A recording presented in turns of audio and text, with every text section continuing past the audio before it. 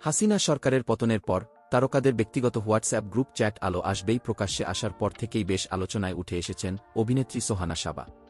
কারণ গ্রুপটির সক্রিয় সদস্যদের একজন ছিলেন তিনি। এরপর থেকেই তাকে ঘিরে আলোচনা সমালোচনা শুরু হয়। অভিনেত্রীও নিজের অবস্থান তুলে ধরে বক্তব্য দিয়েছেন। এদিকে আলো আসবেই গ্রুপ চ্যাট ফাঁসের পর সামাজিক মাধ্যমে প্রচুর নেতিবাচক মন্তব্যের মুখোমুখি হচ্ছেন সোহানা সাবা।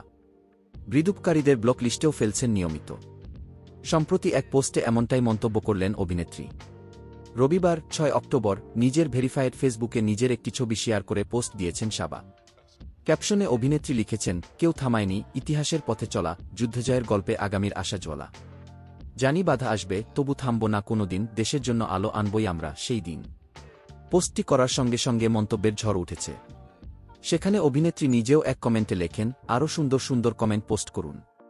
অলরেডি 10 জনকে রিপোর্টসহ ব্লকলিস্টে পাঠিয়ে দিয়েছি। বড়শি দিয়ে মাছ ধরার মতো কাজ করে এই কমেন্টস বক্স খোলা রাখাটা।